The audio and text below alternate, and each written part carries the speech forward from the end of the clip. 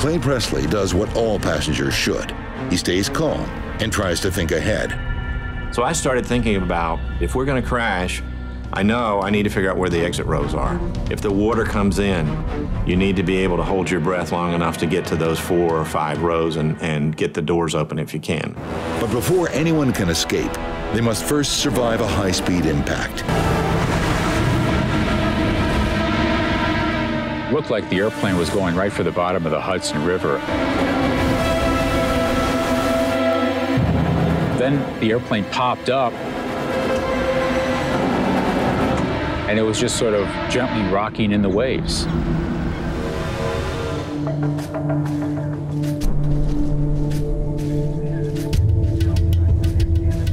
Oakland Center, Dynasty 006.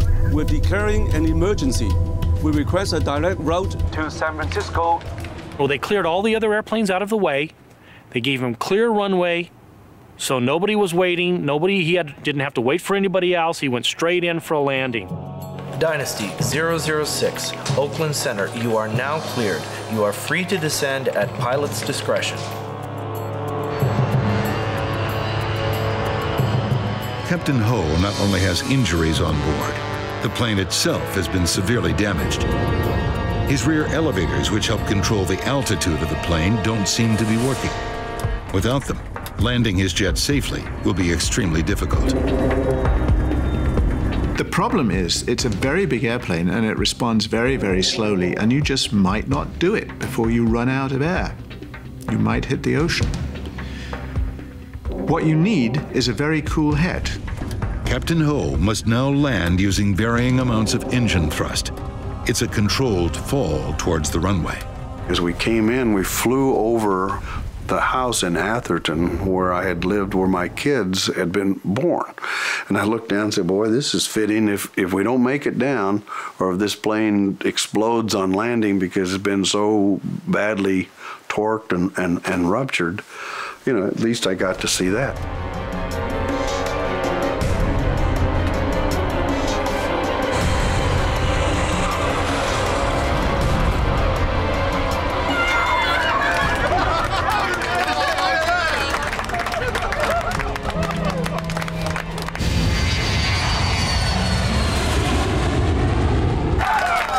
He made one of the best landings I've ever seen. I mean, it was just perfect touchdown.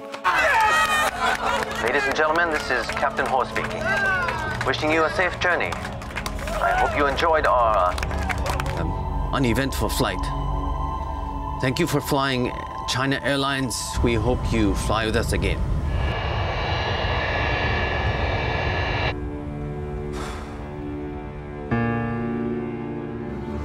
Between the frigid waters of Cook Inlet and the towering Alaskan mountains, Anchorage International Airport awaits the arrival of a stricken 747. 85. Northwest 85, we have you on our radar.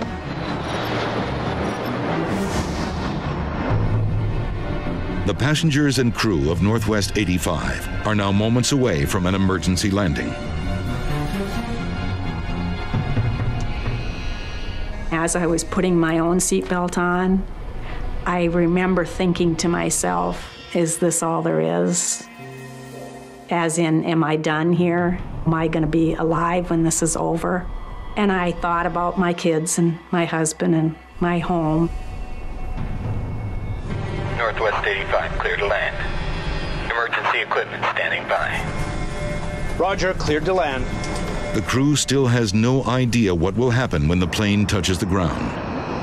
There were close to 400 passengers in that airplane and a crew of 18, and some of them people that I knew personally, like John and the other pilots in the crew. So waiting was hard. Okay, everyone, here we go.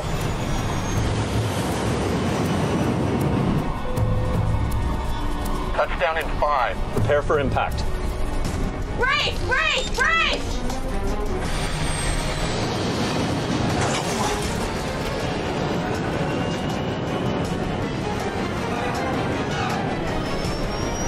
You got it? I got it. As planned, on touchdown, First Officer Fagan takes the control column. Captain Hansen guides the front wheels with the tiller. The timing is critical. One false step, and the plane could shoot off the runway.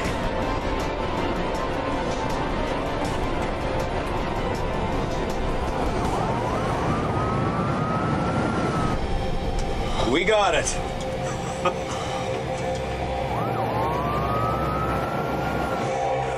Good job, Mike. Good job, guys. Oh. So what do we do for encore? Not that. Everyone in the cockpit was finally able to exhale. And we just went, oh.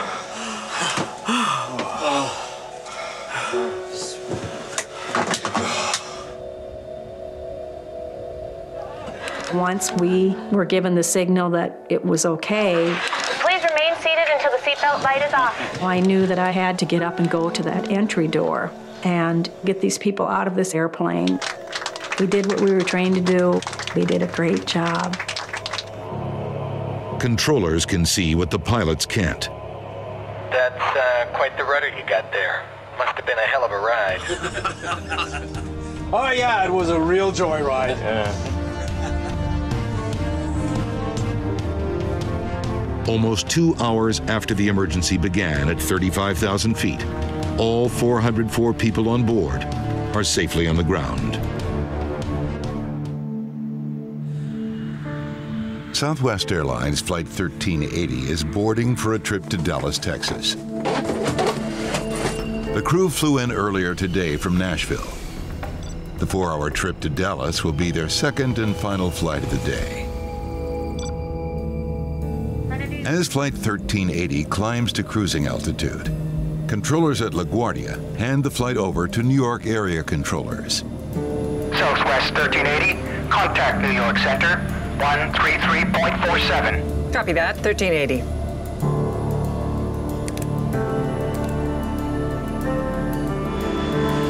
"20 minutes after takeoff. Thank you.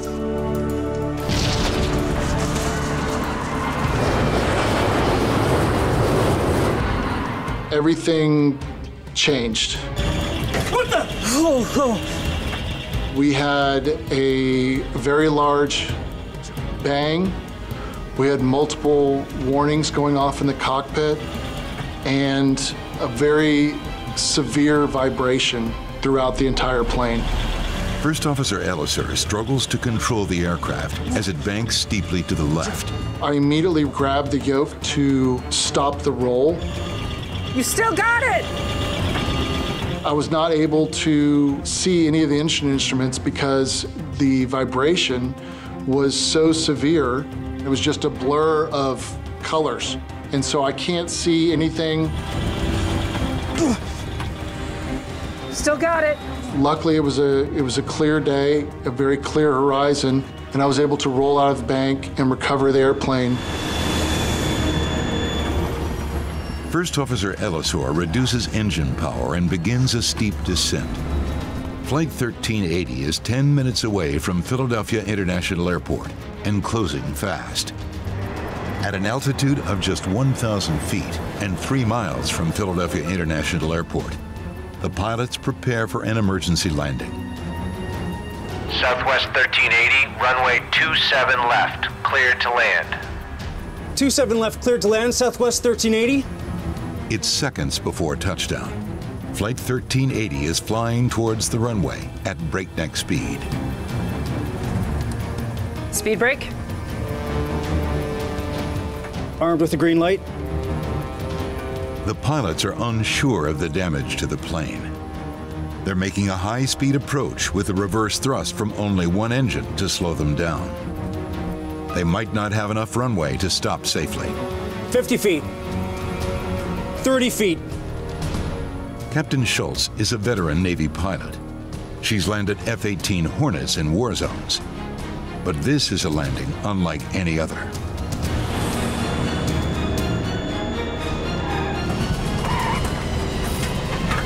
Speed brakes up. The thrust reverser on their only engine deploys. If the reverser doesn't work, the plane could overshoot the runway. We touched down. It was a great landing. Thank you, Lord. Thank you. Thank you. Thank you, Lord.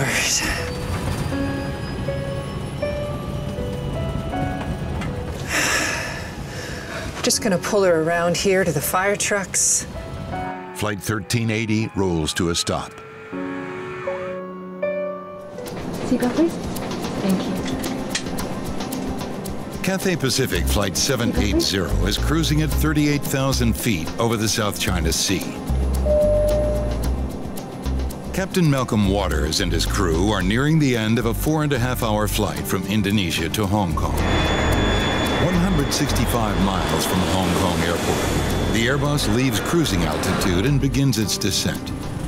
And then something goes wrong. The flight computer is alerting the pilots to a problem. Okay, let's see what we got. Engine 2 stalled. The plane's monitoring system indicates there's an issue with the right engine, engine number 2.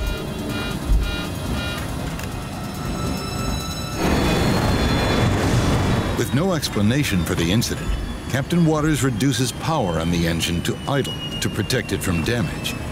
Idle. The lowest possible power level while still keeping it running.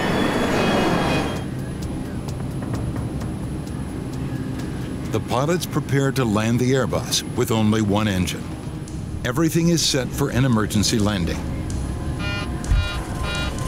But then, another alert and more vibrations. Engine 1 stalled. Engine 1 stall confirmed. Things have gone from bad to worse.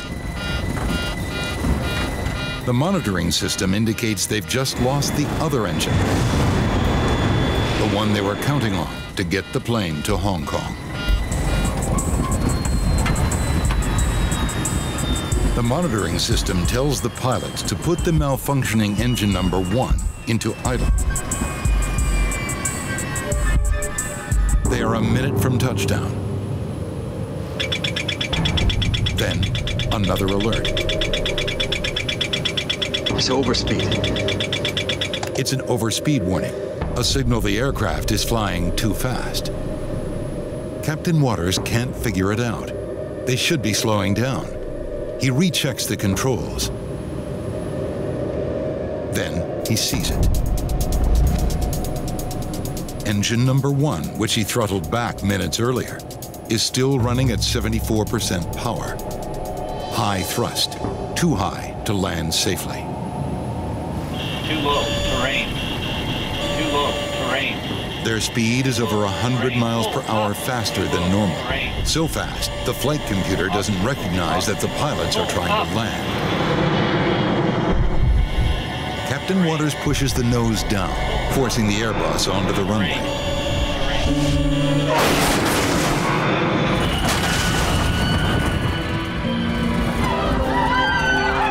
The Airbus is getting close to the end of the runway.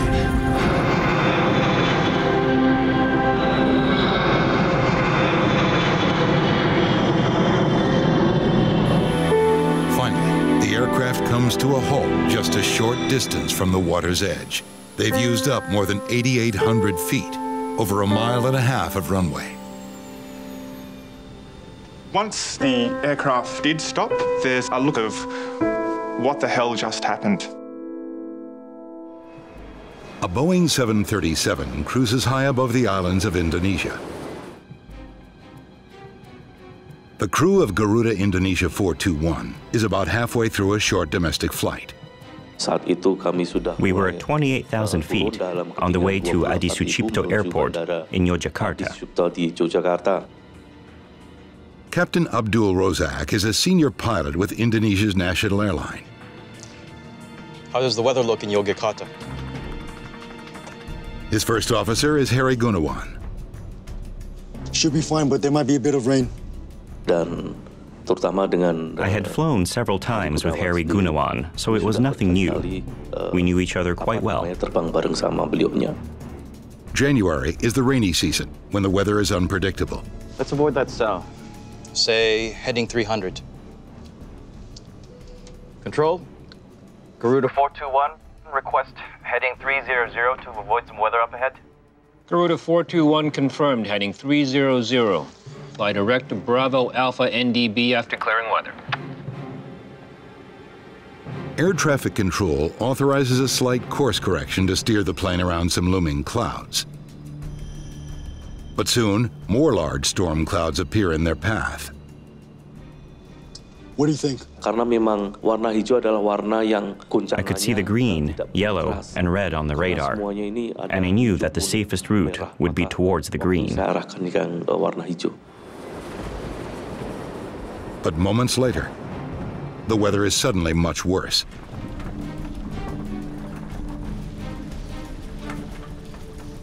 Where did this come from? The captain spots a serious problem. Yes, sir. 1 and 2 are dropping. They're suddenly losing engine power. Captain Rozak struggles to keep the plane steady as the altitude starts to drop. With his plane falling fast and no other option in sight, Captain Rozak decides to do something few pilots have ever tried. Okay, the river then. It's our best chance. Yes, sir. Tell me what to do. No gear, no flaps. Watch my speed. The Solo River is narrow and twisting. Ditching a 737 on it won't be easy. Speed! 170, sir. That'll do. As they line up with the river, First Officer Gunawan notices another problem. There's another bridge. Altitude? 250. Bridge can't be more than 80 feet. We're good. It turns out I had to land the plane between two bridges. 150. Warn the cabin. Brace for landing. Brace for landing. Brace for landing. Everyone, brace for landing. Flight 421 hits the water at almost 200 miles an hour.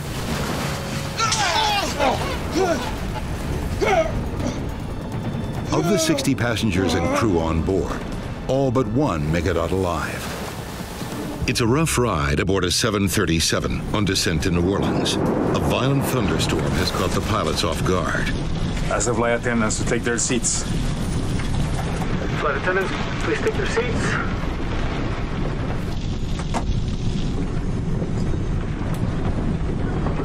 Suddenly, less than 17,000 feet from the ground, the flight becomes all the more terrifying. We've lost power on the engines. I've got nothing. The plane has enough speed to glide, but not for long. It will rapidly lose altitude as it does. The crew has only one option left. I guess I'm gonna have to make a ditching here, sir. They must take their chances and put the plane down on the water. TACA 110, roger. Whatever you need to do, sir. And that was about the last communication with the tower. Then we were like 1,500 feet when that was going on. Dardano plans to put the plane down in the canal directly ahead of him. Okay. There. Put it down softly. The 737 can only stay in the air for another minute. As Dardano looks for a safe stretch of canal to drop the plane in, another option appears. Look at that one over there. And then Lopez saw the levee parallel to the canal that we were making the approach on. Can we put it down on the grass? Yes, boss. The levee is much shorter and narrower than a runway, but it looks safer than the water. That's where we're going to go in? You got it, my friend. Okay, put the gear down. All right. But Captain Dardano is still flying towards the water. To have any hope of landing on the levee, he needs to make a sudden and dramatic course correction. That requires a risky maneuver known as a side slip. So we just had to do a little bit side slip to get into position to make a perfect landing. It's a move meant for small planes and gliders, not a 47-ton Boeing 737. But it's a risk he has to take. Agarrate, papá. Only 700 feet separate the plane from the ground.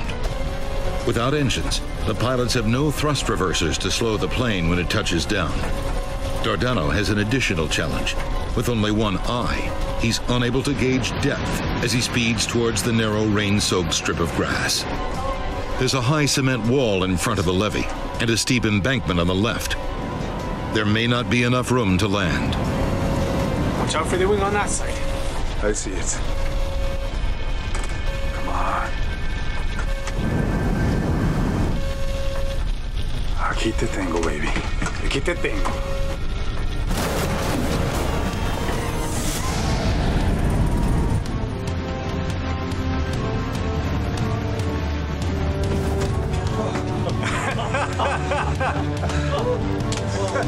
Very good. Very good. Very good, Charlie. El aterrizaje fue espectacular. El avión The landing was aterrizó. spectacular. The plane landed so smoothly. There wasn't even a bit of turbulence. No hubo ninguna ni media turbulencia. A perfect Un aterrizaje landing. perfecto. Qantas 32 lifts off right on schedule. It's 10:01 a.m.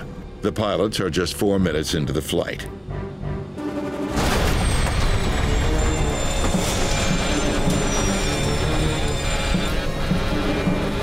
We're losing an engine.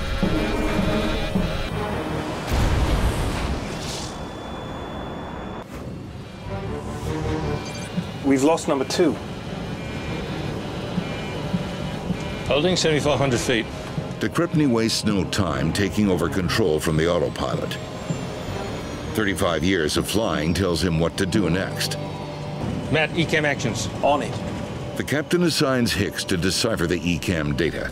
He needs to evaluate every message and figure out how best to react to each one. Degraded pneumatics, hydraulics, electrics, power to the left wing shut down, flaps, slats, and ailerons are damaged but operable. Captain de Crespigny knows he's running out of time. The failures are mounting. He needs to get the damaged plane on the ground. That means turning around and heading back to Singapore. Singapore, Qantas 32. We require a left turn back towards Singapore. Qantas 32, Singapore. Turn left, heading 020. A heavy load of flammable fuel means any landing attempt will be extremely dangerous. The pilots decide to circle near the airport until they can work out a plan. Dave, I need you to run the numbers on this landing. Check Captain Dave Evans is called into action. 3 engines, full load, all that. He uses the A380 landing software to calculate how much runway they'll need to bring the huge plane to a stop. Looks like we can do it, with 139 meters to spare. Singapore approach, Qantas 32. We're going to need a long approach. And better have fire services standing by. We're leaking fuel. Roger, Qantas 32. You're cleared straight in on final, 20 miles. The 5 seasoned pilots now use everything they've ever learned about flying. Flaps 3. To try to land their plane safely. Here we go. De Crespigny's ability to keep his plane lined up with the runway is severely limited. Singapore, what's the surface wind? 170 degrees at 5 knots.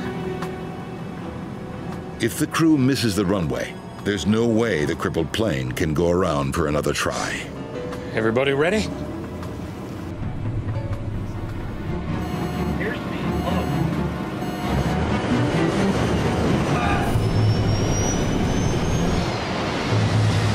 The plane is gobbling up 250 feet of runway every second.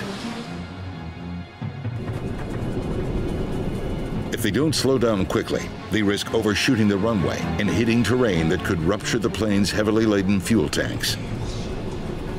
Brakes, full brakes, Rich. My feet are flat to the floor. Keep it in, Rich. Hammer them. Finally, after a grueling 2-hour ordeal, Qantas 32 comes to a stop on the same runway it took off from, with less than 500 feet to spare.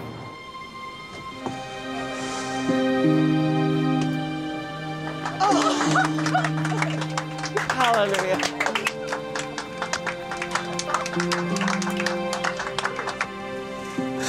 Beautiful. Oh. Welcome to Singapore, guys. January 2009, U.S. Airways Flight 1549 departs New York's LaGuardia Airport. There are 150 passengers on board, bound for Charlotte, North Carolina. The aircraft took off uneventfully, and very shortly after takeoff, they lost all engines as a result of birds. I caught something out of the corner of my eye, and slightly to our right, but still ahead of us, was a line of birds. And they were very, very close, too close for us to maneuver around. Whoa! After quickly assessing the situation, Captain Sully Sullenberger and First Officer Jeffrey Skiles realized that without engine power, they're not going to make it to any nearby airport. We're going to be in the Hudson.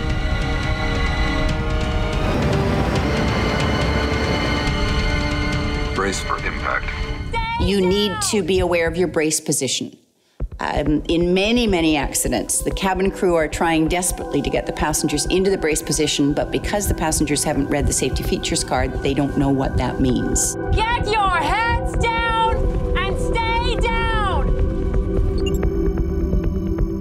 Proper brace position is knees together, feet flat on the floor, body bent as far forward as possible, with arms wrapped under the legs or braced against the seat in front of you. Your body's going to be thrown forward, so if you can get yourself into that position beforehand, the amount of movement back and forth is going to be reduced and the level of injury will be less. In the cabin, the passengers prepare for the inevitable. All the passengers really started kind of pulling together, and somebody yelled out as we were going down, "Be ready at the doors!" The folks at the door says, "We're ready." Clay Presley does what all passengers should. He stays calm and tries to think ahead. So I started thinking about, if we're going to crash, I know I need to figure out where the exit rows are. If the water comes in, you need to be able to hold your breath long enough to get to those 4 or 5 rows and get the doors open if you can. But before anyone can escape, they must first survive a high-speed impact.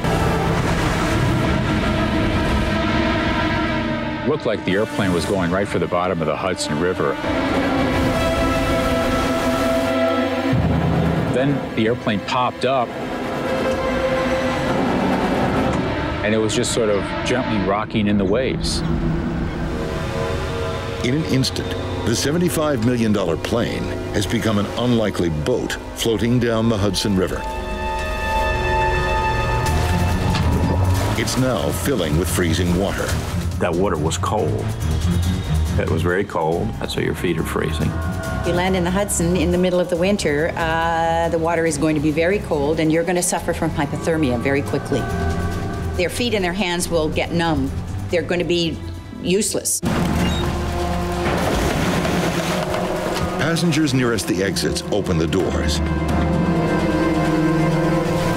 I just jumped up very quickly and started making my way to the emergency door. And so I worked my way out onto the wing, just a few steps to start with. Fortunately, they had slide rafts rather than just slides, so what they were able to do was evacuate passengers into the slide rafts. In the end, all 150 passengers and the entire crew of Flight 1549 are brought to safety. Another example of how serious aviation accidents often end well.